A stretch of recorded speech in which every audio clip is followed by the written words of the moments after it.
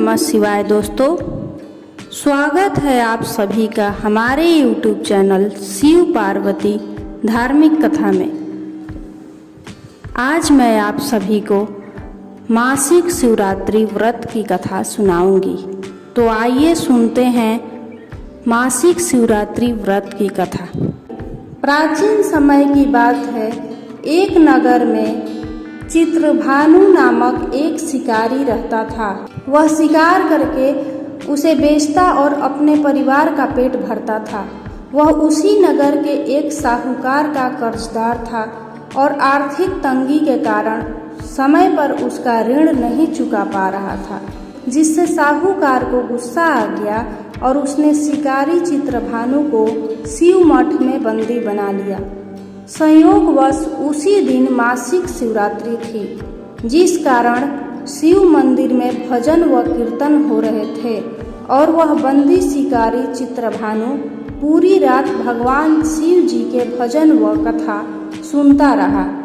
सुबह होते ही साहूकार ने उसे अपने पास बुलाया और ऋण चुकाने के लिए कहा। शिकारी चित्रभानु ने कहा, हे सेठ जी, मैं कल तक आपका ऋण चुका दूंगा।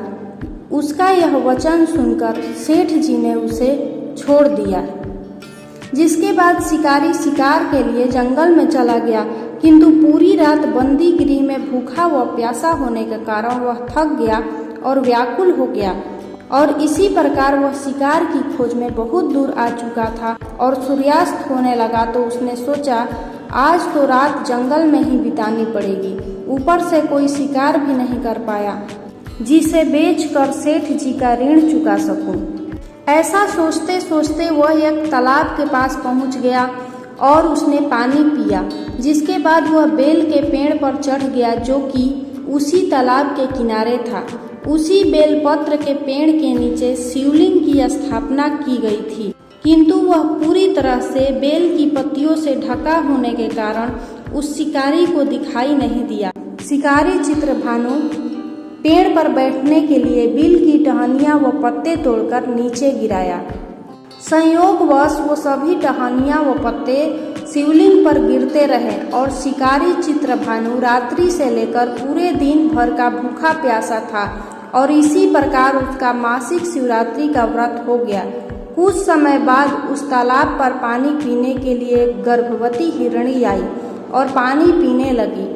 हिरणी को देखकर शिकारी चित्रभानु ने अपने धनुष पर तीर चढ़ा लिया और छोड़ने लगा तो गर्भवती हिरणी बोली, तुम बाण मत चलाओ, क्योंकि इस समय मैं गर्भवती हूँ और तुम एक साथ दो जीवों की हत्या नहीं कर सकते, परंतु मैं जल्द ही प्रसव करूंगी, जिसके बाद मैं तुम्हारे पास आ जाऊंगी, तब तुम मेरा शिकार कर लेना।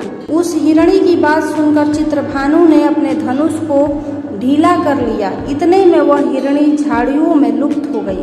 ऐसे में जब शिकारी ने अपने धनुष की बाण चढ़ाई और ढीली करी तो उसी दौरान कुछ बिलपत्र के पत्ते झड़कर शिवलिंग के ऊपर गिर गए। ऐसे में शिकारी के हाथों से प्रथम पहर की पूजा हो गई। कुछ समय बाद दूसरी हिरणी झाड़ियों में से निकली। उसे देखकर शिकारी के खुशी का ठिकाना ही नहीं रहा। चित्रभानु ने उस हिरणी का शिकार करने के लिए अपना धनुष उठाया और तीर छोड़ने लगा तो हिरणी बोली, हे शिकारी, आप मुझे मत मारो। मैं अभी ऋतु से निकली हूँ और अपने पति से बिछड़ गई हूँ। उन्हीं को ढूंढती हुई मैं यहाँ तक आ पहुँची हूँ। मैं अपने पति से भेंट कर लूँ, उसके बाद तुम मेरा शिकार कर लेना। यह कहकर वह हिरणी वहाँ से चली गई। शिकारी चित्रभानु अपना 2 बार शिकार खोकर बड़ा दुखी हुआ और चिंता में पड़ गया कि प्रातः काल सेठ जी का ऋण कहाँ से चुकाऊंगा। जब शिकारी ने दूसरी हिरणी का शिकार करने के लिए धनुष पर बाण चढ़ाई तो कुछ बेलपत्र के पत्ते झड़कर शिवलिंग के ऊपर गिर गए। ऐसे में पूजा का दूसरा प्रहर भी संपन्न हो गया।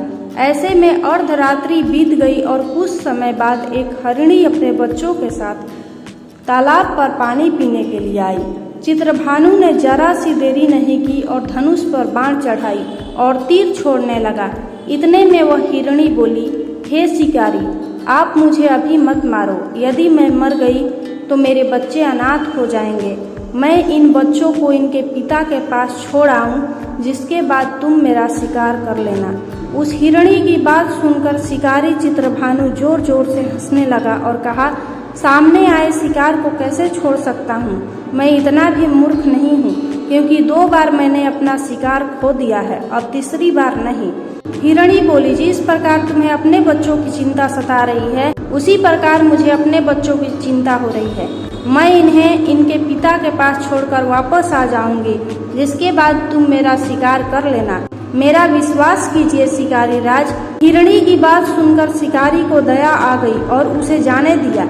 ऐसे में शिकारी के हाथों से तीसरे प्रहर की पूजा भी हो गई। कुछ समय बाद एक मृग वहां पर आया। उसे देखकर चित्रभानु ने अपना तीर धनुष उठाया और उसके शिकार के लिए छोड़ने लगा, तो वह मृग बड़ी नम्रता पूर्वक बोला, हे शिकारी, यदि तुमने मेरे 3 पत्नियों और छोटे बच्चों को मार दिया तो मुझे भी मार दो, क्योंकि उनके बिना मेरा इस दुनिया में कोई नहीं है। यदि तुमने उनको नहीं मारा है तो मुझे भी जाने दो, क्योंकि मैं उन 3 हिरणियों का पति हूँ और वो मेरी ही तलाश कर रही हैं। यदि मैं उन्हें नहीं मिला तो वो सभी मर जाएंगे। मैं उन सभी से मिलने के बाद तुम्हारे पास आ जाऊंगा, जिसके बाद तुम मेरा शिकार कर सकते हो।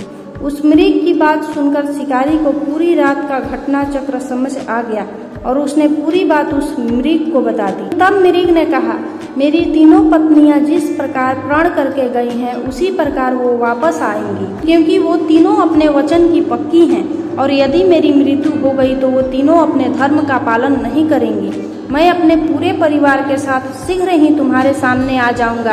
कृपा करके अभी मुझे जाने दो। शिकारी चित्रभानु ने उस मृग को भी जाने दिया और इस प्रकार अनजाने में उस शिकारी से भगवान शिव जी की पूजा संपन्न हो गई, जिसके बाद शिकारी का हृदय बदल गया और उसके मन में भक्ति की भावना उत्पन्न हो गई। कुछ समय बाद मृग अपने पूरे परिवार अर्थात 3 हिरणी व बच्चों के साथ उस शिकारी के पास आ गया और कहा कि हम अपनी प्रतिज्ञा अनुसार यहाँ आ गए, अब आप हमारा शिकार कर सकते हैं। जंगल के पशुओं की सच्ची भावना को देखकर शिकारी चित्रभानु का हृदय पूरी तरह पिघल गया और उसी दिन से उसने शिकार करना छोड़ दिया। दूसरे दिन प्रातः होते ही सेठ जी का ऋण किसी और से उधार लेकर चुकाया और स्वयं मेहनत करने लगा। इसी प्रकार उसने अपने जीवन को अनमोल बनाया। जब शिकारी चित्रभानु की मृत्यु हुई तो उसे यमदूत लेने आए, किंतु शिव दूतों ने उन्हें भगा दिया और उसे शिवलोक ले गए। इसी प्रकार उसे मोक्ष की प्राप्ति हुई। यदि आपको मासिक शिवरात्रि व्रत की कथा अच्छी लगी हो तो कमेंट बॉक्स में हर हर महादेव जरूर लिखें।